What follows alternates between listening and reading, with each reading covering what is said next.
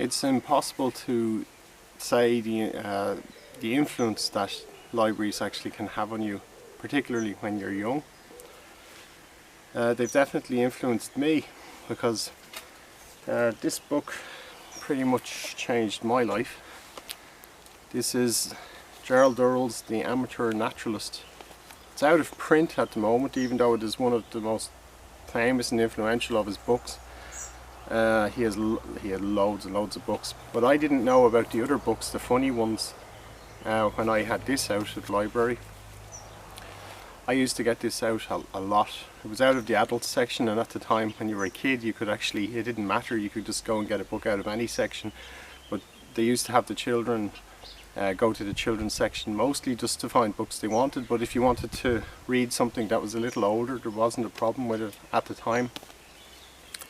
And this book is really special to me, not just the book, but this actual edition, this copy is really important to me. I used to get this out of Greystone's library, and I would bring it with me on various adventures.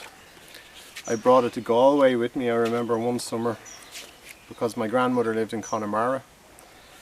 We went there and we spent a few weeks in the summer. We'd spend a few weeks in the summers, and I took this with me. I kept renewing it if they would let me, and they did. And it's an amazing book. It just tells you, I mean, absolutely, even now it's hard to not want to read it, even though I'm doing this little bit on the video. But he divided it into this amazing sections, so that, say, he went habitat by habitat. See, like meadows and hedgerows, and he would explain to you, I mean, it's a little old-fashioned, because you see that's about collecting butterflies. We wouldn't really do that anymore. There are people who do, but they tend to be professional and they wouldn't be doing it just for a personal collection. But he was sort of straddling two eras. He had kind of put paid to one era himself, because he was, alongside David Attenborough, he was probably the most famous naturalist in the world. He was actually, because he wrote so many books. And he decided with his wife, Lee Durrell, to make this manual, so that to show you how to systematically study nature in a scientific way, but also kind of a creative way. There's the sea cliff. I remember looking at that. Now, we don't have snakes in Ireland, but you can see this is just an example. It's sort of the same. You would find a lot of the same things in Ireland that you would find here, the same plants and animals along sea cliffs. This exact edition, you can see it's withdrawn from stock. I bought this in the 1990s. It was actually in the 80s that I used to get it out. You can see the old Greystone's library stamped there. This is the very one I used to take with me.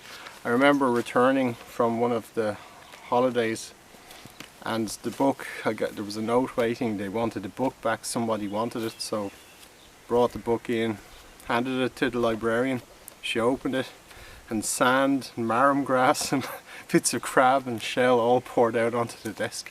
It had been through a lot of adventures, and it was so well made that you could see that's why it would survive a lot of adventures. I mean, this is a book made with pride, completely stitched and everything like that, and really nicely bound. And of course, libraries always put these covers, and they still do it today, over them. This one has seen a lot of action, obviously, because this has been on since the 1980s. And in the late 1990s, libraries needed to create more room, so they sold off, in Wicklow they sold off a lot of their stock. So I actually just walked in the door and saw this immediately in a Bray library sale, and it was, of course, the book. I hadn't seen it for a few years at that time, because it had been removed from the shelves, I think. It's a shame, because this book should always be in print. It is a little old-fashioned in some ways, but really it tells the history of natural history.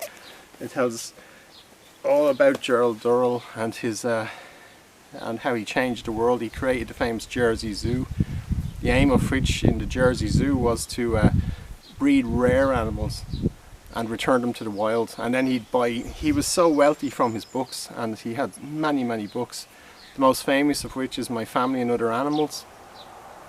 There was a TV series, The Durrells, which is a little bit of it plays around with it, because his mother, the mother in that is actually like his sister, not really like his mother.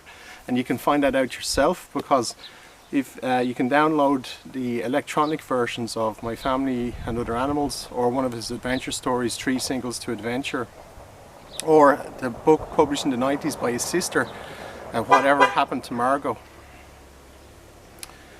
So that's just an example of a book that really influenced me.